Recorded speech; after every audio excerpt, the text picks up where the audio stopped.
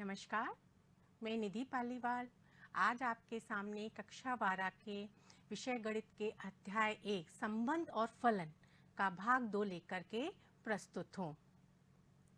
हम अपने पिछले भाग में संबंध किसे कहते हैं यह जान चुके हैं। संबंध के प्रांत और परिसर और सहप्रांत इनको भी हम समझ चुके हैं। इस भाग 2 में हम संबंध कितने प्रकार के होते हैं इनको जानेंगे। सबसे पहले हम लेते हैं रिक्त संबंध। रिक्त संबंध की हमारी परिभाषा क्या कहती है? समुच्चय A पर परिभाषित संबंध R एक रिक्त संबंध कहलाता है यदि A का कोई भी अवयव समुच्चय A के किसी भी अवयव से संबंधित नहीं है, अर्थात R is equal to phi subset of A cross A। इसको हम एक छोटे से उदाहरण की सहायता से समझने का प्रयास करते हैं। आइए देखते हैं। हमारे पास एक सेट A इस प्रकार है जिसके अवयव 1, 2, 3 हैं। हमारे पास एक संबंध R कुछ इस प्रकार परिभाषित है x, y order pair such that x plus y is equal to 10 for all values of x, y belongs to set A। ये अब हम इसको R को हम अपने रोस्टर फॉर्म में जरा लिख करके देखेंगे। उससे पहले हम अपना A क्रॉस A निकाल लेते हैं। देखते हैं हमें A क्रॉस A क्या प्राप्त होता है।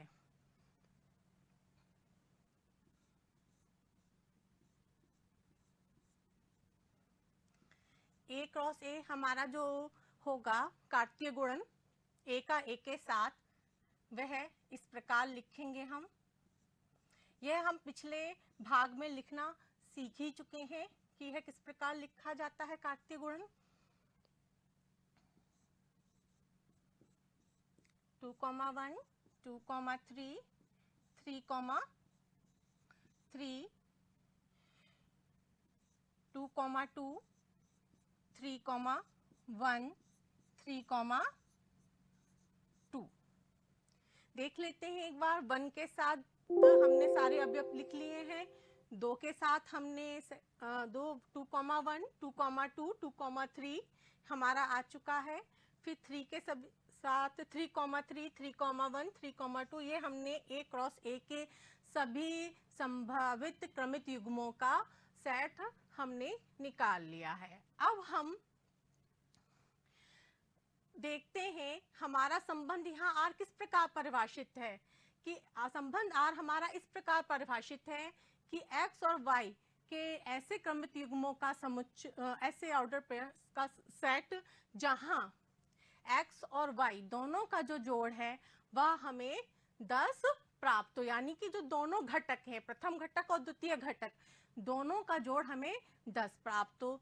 तो अब हम इसको रोस्टर फॉर्म में लिखने का प्रयास करते हैं। देखिए हमें प्राप्त होता है कि नहीं।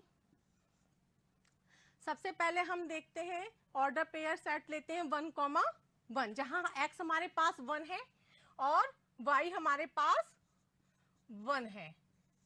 अब हमने इन दोनों का जोड़ देखा, x प्लस y हमारे पास क्या आया, यहाँ पर 2 आएगा। क्या संबंध को यह परिभाषित कर रहा है? नहीं, संबंध ये कह रहा है कि दोनों घटकों का जो योग है वह हमारा 10 हमें प्राप्त होना चाहिए। यहाँ पे जोड़ हमें क्या प्राप्त हो रहा है? दोनों का 1 प्लस 1, दोनों घटकों का योग 2। अतः ये आएगा, इसमें नहीं आएगा। 1, 2 इन दोनों का जोड़ हमने देखा 1 प्लस 2 हमें क्या प्राप्त हुआ? 3। 3 10 के बराबर नहीं है, अतः यह भी नहीं आएगा। 1 प्लस 3 हमें कितना प्राप्त हो रहा है? दोनों घटकों का योग 4। तो यह भी क्रमित युग्म संबंध R के सेट में नहीं आएगा। 2, 1 हम जब देखते हैं इन दोनों का जोड़ हमें कितना प्राप्त होता है? 2 प्लस 1 3। इसी प्रकार देखिए 2 प्लस 3 हमें कितना प्राप्त हो रहा है? यहाँ पर दोनों घटकों का योग 5। 3 + 3 हमको कितना प्राप्त हो रहा है? 6। इसी प्रकार देखिए 2 और 2 इनका जोड़ हमारे पास आ रहा है 4, 3 और 1 का जोड़ आ रहा है हमारे पास 4, 3 और 2 का जोड़ आ रहा है हमारे पास 5। यहाँ पे कोई भी ऐसा क्रमित युग्म हमको दिख रहा है जिसके दोनों घटकों का योग 10 हमें प्राप्त हो रहा है? नहीं, ऐसा कोई भी क्रमित युग्म हमें यहाँ प्राप्त नहीं हो रहा है। अतः हमारा संबंध R जो है वह एक रिक्त समुच्चय हमें प्राप्त हुआ। इसको हम यहाँ पर इस सिंबल फाई से भी दर्शा सकते हैं। आइए अब हम सार्वत्रिक संबंध को समझते हैं। सार्वत्रिक संबंध की हमारी परिभाषा क्या है? समुच्चय ए पर परिभाषित संबंध R एक सार्वत्रिक संबंध कहलाता है यदि ए का प्रत्येक अवयव ए के सभी अवयवों से संबंधित है, अर्थात R = A क्रॉस A। इसको भी हम एक छोटे से उदाहरण से समझते हैं। हमारा इस बार सेट समुच्चय ए हमने कुछ इस प्रकार लिया 1, 2, 3 जो इस सेट ए के अवयव हैं। इसके बाद हम इसके A क्रॉस A ले लेते हैं, कार्तीय गुणनफल A का A के साथ। तो सभी संभावित क्रमित युग्म हम एक बार लिख लेते हैं। ये हमको प्राप्त हो गया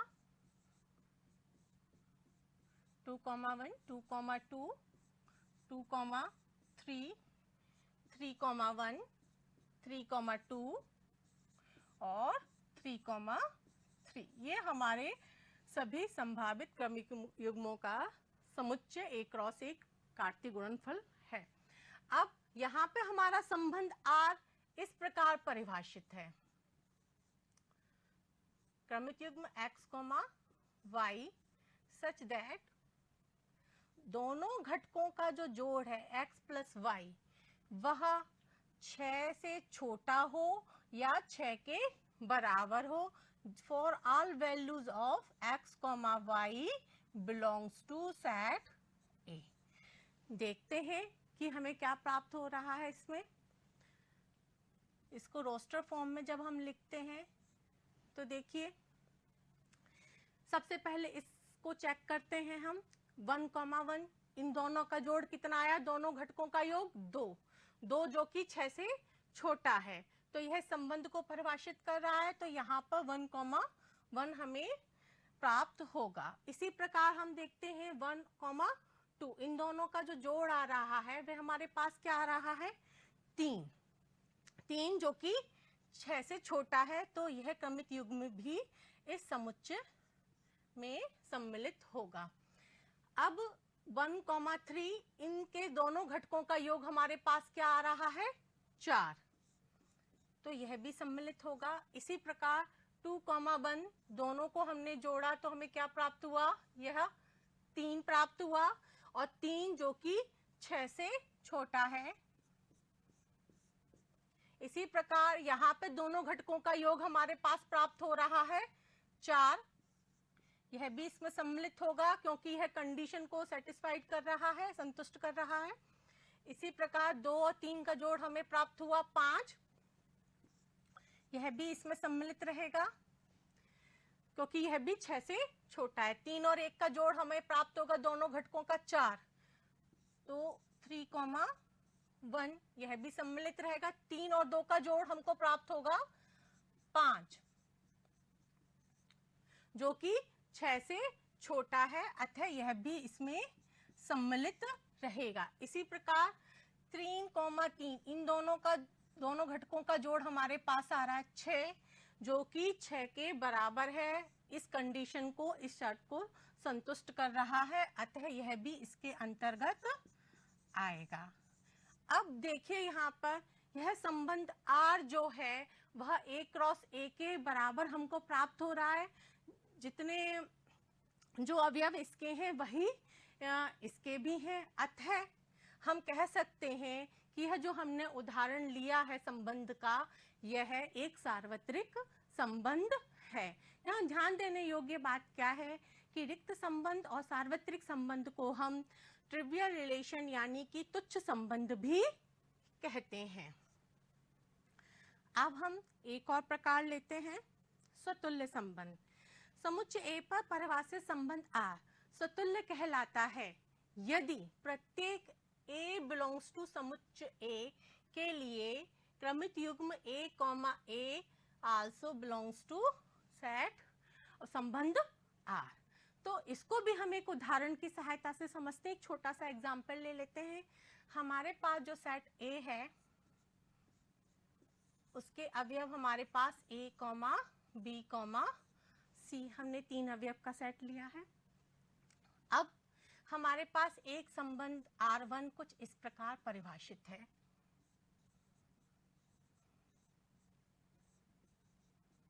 ए कॉमा ए, B comma B, C comma सी। क्या यह संबंध स्वतुल्य संबंध है? हाँ है। कैसे? देखिए, यह पहले प्रत्येक एक अवयव ए के लिए इसमें ए कॉमा ए इस सेट संबंध आर में है। हाँ है। बी अवयव के लिए हम देखें, बी कॉमा बी क्रमित युग्म इस संबंध आर में शामिल है। हाँ है। इसी प्रकार सी अवयव के लिए हम देखते हैं तो क्रमित युग्म सी कॉमा सी इस संबंध R1 में सम्मिलित है। हाँ है। अतः प्रत्येक अवयव के लिए हमको A comma A belongs to R प्राप्त हो रहा है। अतः हम कह सकते हैं यह संबंध जो है वह स्वतुल्य संबंध है। अब हम एक दूसरा उदाहरण लेते हैं। हमारे पास संबंध एक इस प्रकार लिखा हुआ है, A comma A, B comma B. क्या यह संबंध स्वतुल्य है? नहीं है। क्यों नहीं है?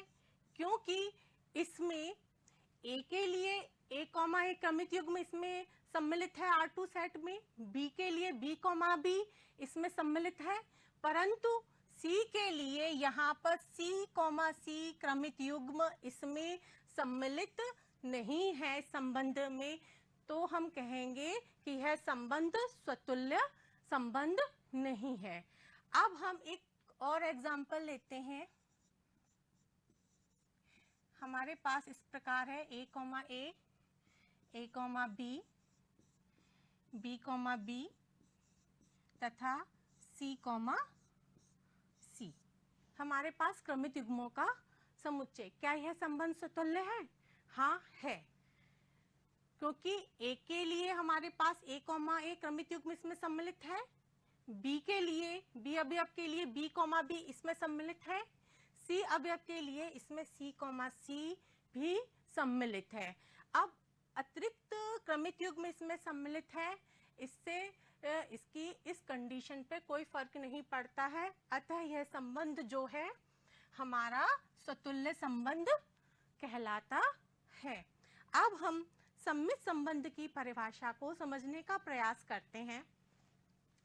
सम्मित संबंध समुच्चय ए पर परिभाषित संबंध आर सम्मित कहलाता है यदि for all values of A comma B belongs to R, A comma B क्रमित युग्म बिलोंग्स टू आर से B comma A belongs to R हमको प्राप्त हो। इसको भी हम एक उदाहरण की सहायता से समझने का प्रयास करते हैं। हमारे पास एक सेट हमने ले लिया समुच्चय ए, जिसके अवयव हमारे पास क्या है, ए कॉमा बी कॉमा सी। अब यहाँ पर एक चीज का ध्यान देखिए कि हमारे पास संबंध एक R1 कुछ इस प्रकार परिभाषित है, A comma B, B comma ए। क्या यह संबंध सम्मित है? हाँ, यह संबंध सम्मित है क्योंकि for all values of A comma B belongs to समुच्चय ए, यहाँ पर हमको ए कॉमा बी से बी कॉमा ए क्रमित युग्म में भी हमारे संबंध में प्राप्त हो रहा है। यहाँ पर यह जो लिखा हुआ है for all values of A comma B belongs to R, यहाँ पर ये आर जो है वह समुच्चय ए लिखा होना चाहिए। For all values of A comma B belongs to A, यहाँ पर ए कॉमा बी हमारे इस समुच्चय ए के अवयव हैं। अब हम देखते हैं यहाँ पर R2 सेट हमारा इस प्रकार परिभाषित है।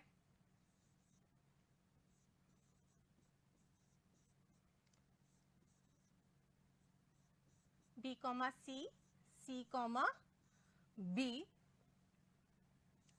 क्या यह संबंध सम्मित है? चेक करते हैं।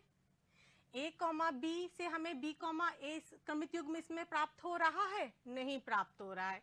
B, C से हमको C, B हाँ प्राप्त हो रहा है, परंतु इसके लिए हमारे पास B, A हमको प्राप्त नहीं हो रहा है, इस संबंध R में सम्मिलित नहीं है।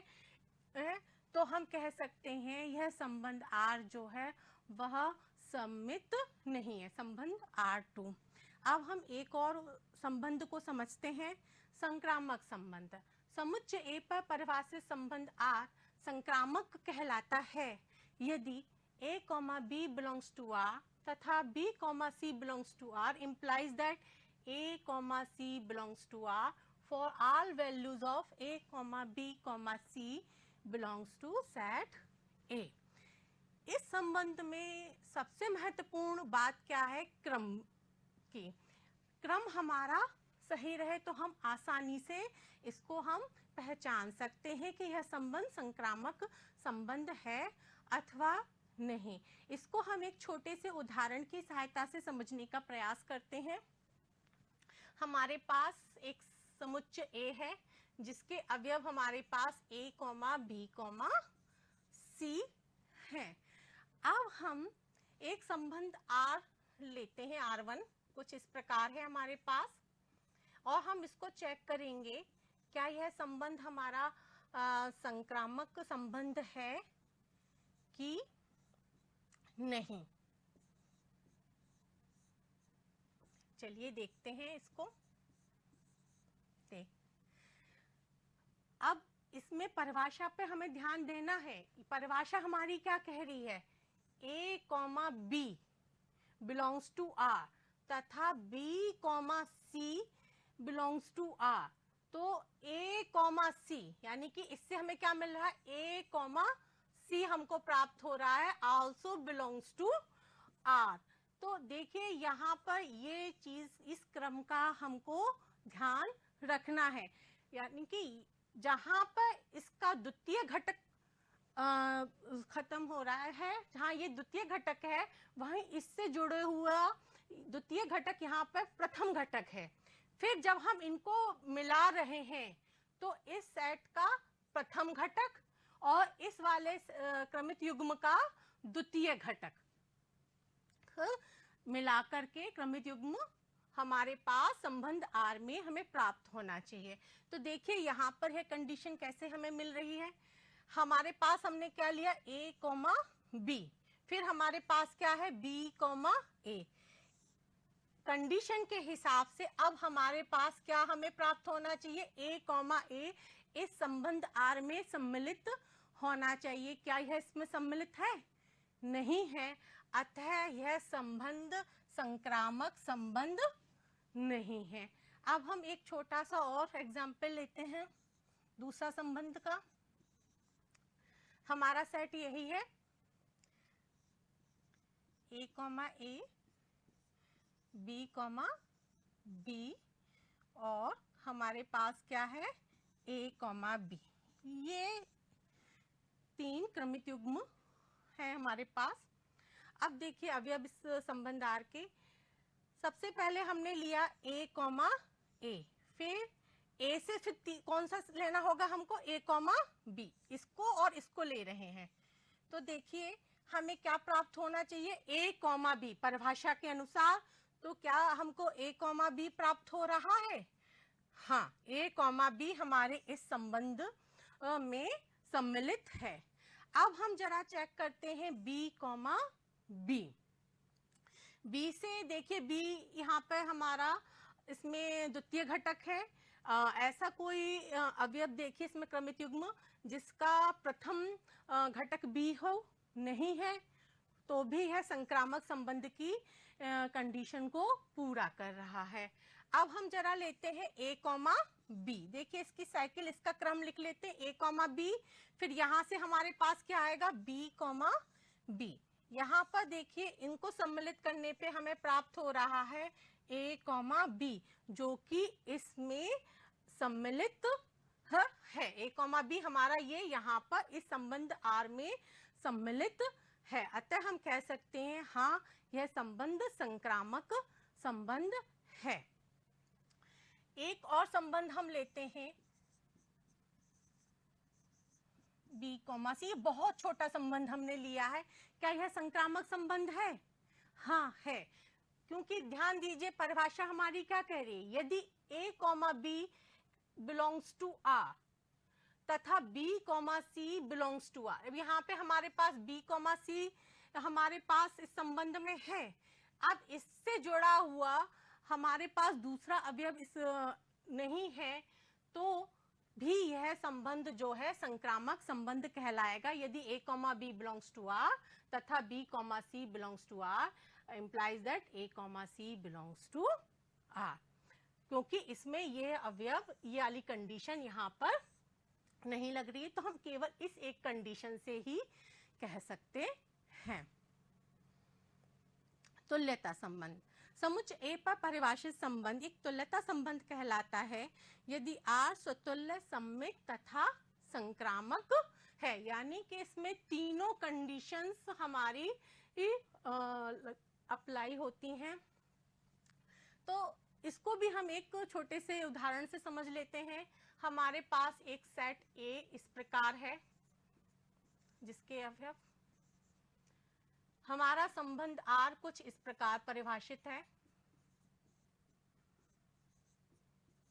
इसको हम चेक करेंगे क्या इसमें तुल्यता संबंध हमारा, क्या यह संबंध तुल्यता संबंध है अथवा नहीं। देखते हैं। सबसे पहले सतुल्य की कंडीशन देखते हैं। हर अवयव का उसके साथ सतुल्य ए कॉमा ए, बी के साथ बी कॉमा बी, सी के साथ सी कॉमा सी इस संबंध आर में सम्मिलित है। हाँ है, तो यह संबंध जो है वह स्वतुल्य कहलाएगा। इसके बाद अब हम देखते हैं सम्मित की कंडीशन। ए कॉमा ए, इसका सम्मित भी हमको ए कॉमा ए मिलेगा, तो यह फॉलो कर रहा है। इसी प्रकार बी कॉमा बी का सम्मित बी कॉमा बी भी इस पे है, सी कॉमा सी का सम्मित भी सी कॉमा सी इसमें है, ए कॉमा बी का सम्मित बी कॉमा ए और बी कॉमा ए का सम्मित ए कॉमा बी भी इसमें सम्मिलित है। अतः यह संबंध आर हमारा सम्मित है। अब इसके बाद हम संक्रामक की कंडीशन को देखते हैं। संक्रामक संबंध के से देखें, अब हम सेट लेते हैं। ए कॉमा ए हमारा है, साइकिल हम लिख लेते हैं इसको क्रम से। ये हम रफ वर्क है एक तरीके से, ये ए कॉमा ए हमारे पास, फिर बी कॉमा बी। अब यहाँ से आप देखिए हमें क्या मिलना चाहिए, ए कॉमा बी क्या इसमें है? हाँ है। अब हम बी कॉमा बी फिर सी कॉमा सी से हम जरा देखें। बी कॉमा बी से के बाद इससे जुड़ा हुआ सेकंड कंपोनेंट से जुड़ा हुआ हमारे पास ये यहाँ पे प्राप्त हो रहा है। तो अब ये देखिए इनको क्रमबद्ध करने पर बी कॉमा ए क्या इसमें सम्मिलित है? हाँ इसमें सम्मिलित है। सी कॉमा सी, हाँ यह संक्रामक है। अब हम यहाँ पर ये वाला लेकर देखते हैं, ए कॉमा बी क्रमित युग्म, फिर हमारे पास आ रहा है बी कॉमा ए। यहाँ से इसको हमने समझा तो हमारे पास कंडीशन के हिसाब से ए कॉमा ए बिलोंग्स टू, ये आर है, यहाँ पर यह भी बिलोंग्स टू आर है। तो इन दोनों से मिलाकर हमें ए कॉमा ए भी आर में प्राप्त हो रहा है। इसी प्रकार अब हम बी कॉमा ए के लिए देखें।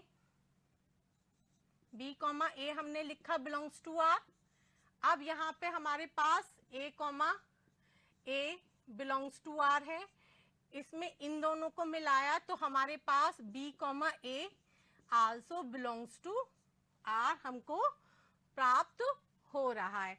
अतः यह दिया गया यह जो संबंध है वह संक्रामक संबंध भी है।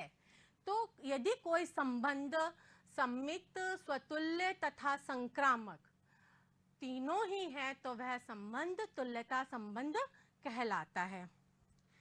अब मैं आप लोगों को करने के लिए है एक टेबल दे रही हूँ।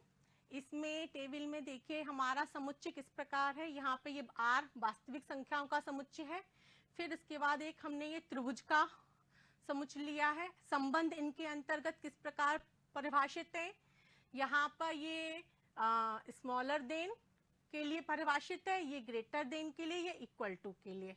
यहाँ त्रिभुज में संबंध सर्वांग सम का है, एक में समरूपता के लिए। अब आप लोगों को करना क्या है, पहचानना है कि इन समुच्चयों के अंतर्गत ये जो संबंध परिभाषित हो रहे हैं क्या ये स्वतुल्य, सम्मित, संक्रामक है अथवा नहीं, क्या इनमें तुल्यता संबंध लागू हो रहा है या नहीं।